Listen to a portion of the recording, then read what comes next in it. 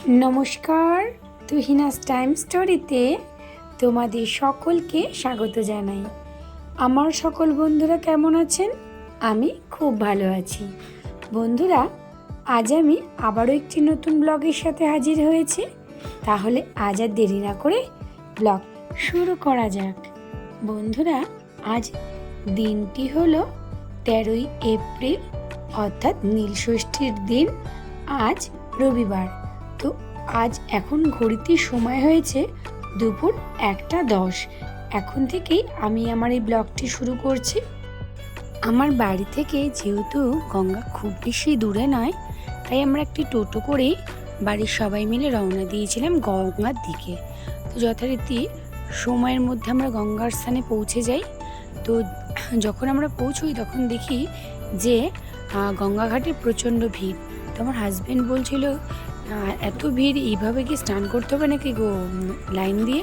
আমি বললাম, না না, ওটা তোমার স্নানের লাইন নয়, ওটা হচ্ছে পুজো দেওয়ার লাইন। কারণ আমরা যে ঘাটটায় স্নান করতে গিয়েছিলাম সেই ঘাটটি থেকে উঠেই একটি শিবলিঙ্গর আর কি রাখা আছে, মন্দির করা হয়েছে, আর পাশে বজরংবলীর মন্দির। তারপরে আমরা দাঁড়িয়ে দাঁড়িয়ে দেখছিলাম যে কোন দিক থেকে নামলে পরে আমরা স্নান করতে পারবো। কারণ যেহেতু শুধু যে আপনার পুজোর জায়গায় ভিড় ছিল তা নয়, ঘাটেও প্রচুর ভিড় ছিল। মানে কীভাবে নেমে স্নান করব বুঝতে পারছিলাম না। তোমার মা বললো, যেহেতু এই ঘাটটিতে না 3টি দিক আছে, মাঝখানের দিক দিয়ে যেমন সোজা নেমে যাওয়া যায়, আর দুটো দিক থেকে দুপাশ থেকে একটু গড়ার মতন করা হয়েছে, সেখান থেকে নেমেও বেশ ভালোইভাবে স্নান করা যায়। কারণ যেটা আপনার এই পাটাতন বলা হয়, তো ওটা গঙ্গার থেকে অনেকটা ভেতর দিকে দেওয়া রয়েছে, যাতে কোনো মানুষ মানে হুট করে পড়েও না যায় আর স্লিপ খেয়েও কোনো দুর্ঘটনা না ঘটে। তো সেই কারণে যেন অনেকটা চওড়াভাবে স্ল্যাব পাতা রয়েছে। তো বয়স্ক বলুন, বাচ্চা বলুন, বা কোনো মহিলা বসে স্নান করতে পারবে। তো সেভাবেই ব্যবস্থা এখানে করা ছিল। তো আমরাও তাই করলাম। এই যে দেখছেন যে ব্রিজটি করা রয়েছে, আমরা ঠিক ওপাশটাতে গিয়ে ডান দিকটা থেকে নেমেছিলাম। নেবে না এই ব্রিজের মানে সিঁড়ির ঠিক নিচ থেকেই আমরা হেঁটে ওপারটাতে চলে গিয়েছিলাম। মানে গিয়ে এ পাশটাতে এসে আমরা বসে স্নান করছিলাম। কারণ এখানে বসেও স্নান করা যাচ্ছিলো এবং কিছুটা দূর হেঁটে গিয়েও ডুব দিয়েও স্নান করা যাচ্ছিলো। ওই যে বলছিলাম না যে স্ল্যাব মতন বড় করে চওড়া করে পাতা ছিল, তো সে কারণের জন্য স্নান করতে খুবই সুবিধে হচ্ছিল। তো যথারীতি আমার মা আমার মেয়েকে স্নান করিয়ে দেয়, আমি আমার হাজব্যান্ড দুজনে স্নান করে সেখান থেকে রওনা দিই টোটো করে বাড়ির দিকে।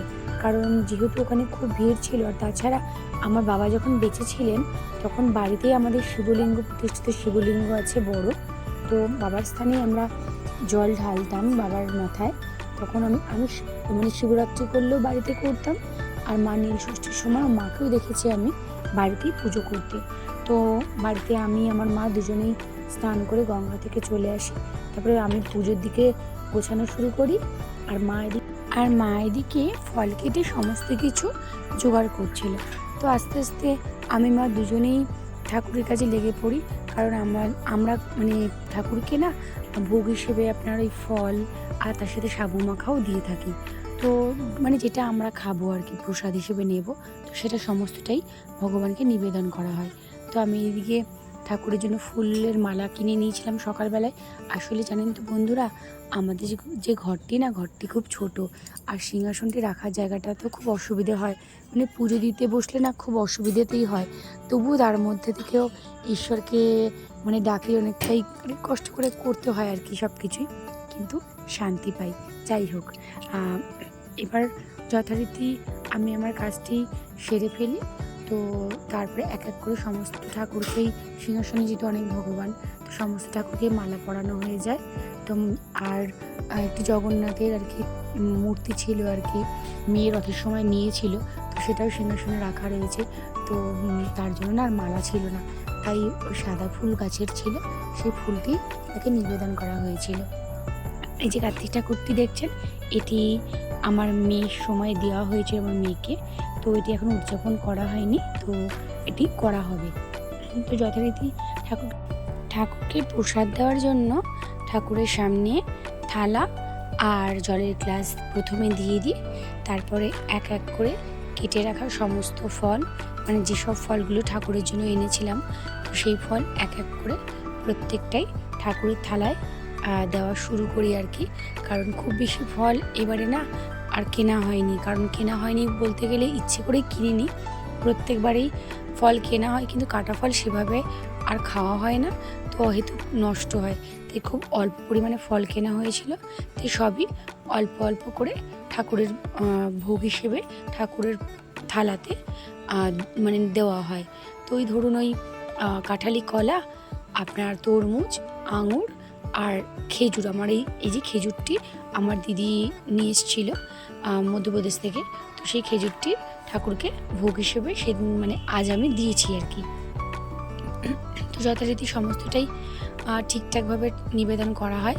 তো তারপরে বাবা ভোলেনাথকে আমি প্রথমেই পঞ্চামৃত দিয়ে সমস্ত কিছু করে ঘি, দই, আপনার দুধ, তারপরে হচ্ছে গঙ্গা জল সমস্ত কিছু দিয়ে মধু টধু দিয়ে স্নান করিয়েছিলাম, তো সেটার ভিডিও তোলা হয়নি। তারপরে আপনার ওই আমরা মানে সিংহাসনে 1 ঘটি জল রাখি, প্রত্যেকদিন সেটা থাকে আমাদের। ধূপ দীপ জ্বালানো হয়, তারপর ঠাকুরকে একটুখানি কোনোরকম আরতি করি, কারণ আমি তো মন্ত্র সেভাবে জানি না, তো নিজে নিজে যতটুকু যা জানি বাবার থেকে শেখা সেটুখানি করেছি আর কি, চেষ্টা করেছি আর কি ঈশ্বরকে নিজের মন থেকে ডেকে তাকে ওই আমার ভক্তিটুকুই যা দেওয়ার সেটুখানি দিতে পেরেছি। আর এভাবেই আপনার ধূপ দ্বীপ দেখাই। তারপরে ওই ধুনুচিতে একটু কর্পূর দিয়ে ধুনো দিয়ে মানে জ্বালিয়েছিলাম, ধুনুচি জ্বালিয়েছিলাম, আর একটুখানি কর্পূর দিয়ে আপনার কর্পূরের আরতি করেছিলাম। তো সেটা করার পরে একটা জিনিস জানেন তো বন্ধুরা, আমি না এই শঙ্খ বাজাই না তা না, শঙ্খ বাজাই, কিন্তু এবারে আজ যেন শঙ্খ বাজাতে গিয়ে একটু প্রবলেম হচ্ছিল, কারণ এই শঙ্খটি না আনা হয়েছিল আপনার গঙ্গাসাগর থেকে।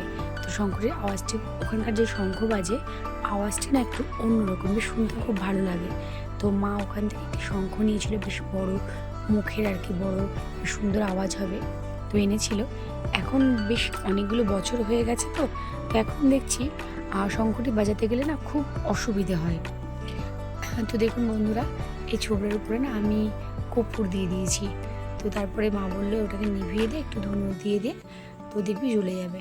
তো মার কথা মতো আমি একটু ধুনো দিয়ে দিয়েছিলাম, আর তারপরে হাত দিয়ে নিভিয়ে দেওয়ার পরে আপনার ধুনুচি দিয়ে আর ওই কর্পূর দিয়ে আরতি করি, ভগবান মা আমাদের ভোলেনাথকে আরতি করার পরে শঙ্খ বাজিয়ে মনে মনে ঈশ্বরকে বলি যে ঠাকুর, আমার যদি কোনো ভুল ত্রুটি হয়ে থাকে তুমি ক্ষমা করো, কারণ আমি অতটা ভালো কিছু জানি না। তো বন্ধুরা, আজকের এই ব্লগটি কেমন লাগলো অবশ্যই কমেন্ট করে জানাবেন। আসছি নতুন ব্লগের সাথে।